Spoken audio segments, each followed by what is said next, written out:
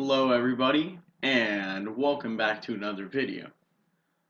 Today we have my first ever gubernatorial predictions. Gubernatorial is obviously another word for the governor's elections, which if you take a look at this map, the 7-color map has Republicans one away from 50-50. So they're probably going to keep the majority. Currently, it looks like this.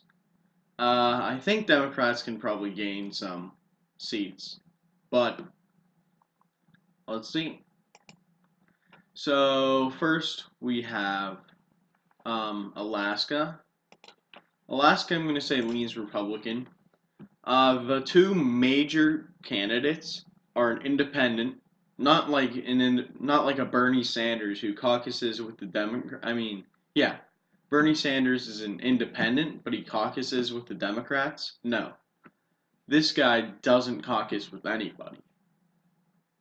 I don't really know why, but he just doesn't. So with that in mind, I think the Republicans will probably win. Um, let's see here. Uh, hmm. Let's go with Connecticut and Maine.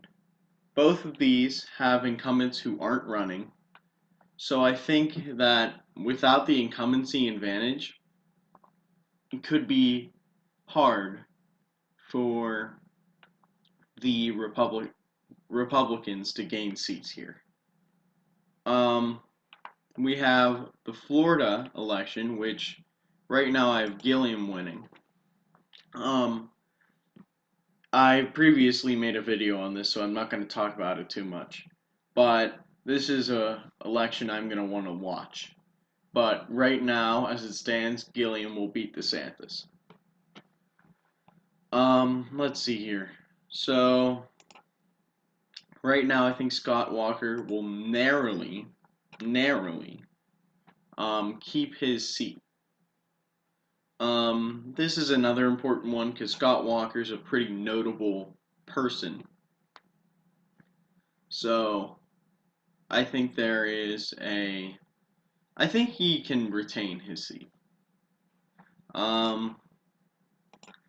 Michigan. There was recently a poll. I'm not saying this is 100% accurate, but it says the Democratic candidate is up by 16%. 16%. I don't think that's the average. I actually am going to put it in the likely because I know the average is about 9%, which in my mind would put it in the likely column. Next we have Iowa. I think that's a close one. Let's come back to that. Nevada, tilt Democratic.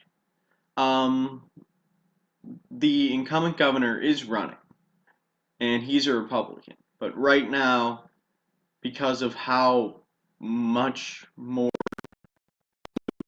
Nevada's going, I think the Democrats have a good shot at picking up a seat. Next we have Ohio.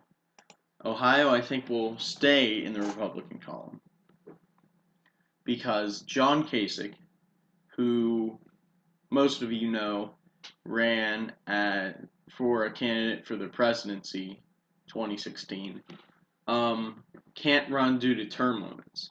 Yeah, that's the thing. Governors are of the Senate, House of Representatives, and the governors. The governors, for some reason, are the only one with term limits. I don't really get it, but that's just how it is. But yeah, I think narrowly, John Kasich's successor will be Republican. And Iowa. Iowa is another slightly leaning Republican. Part of this is, in my mind, they voted for the president. There's either a Republican incumbent or no incumbent. His approval rating right now, I think, is around -4 in Iowa and Ohio, which compared to other places, like in California, it's -30. In the Rust Belt, it's like -13 or something. But yeah, I think Iowa will stay in the Republican column.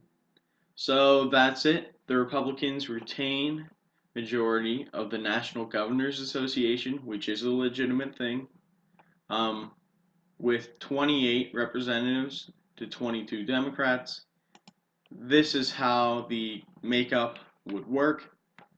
There are obviously some notable ones. Montana and Louisiana and up here.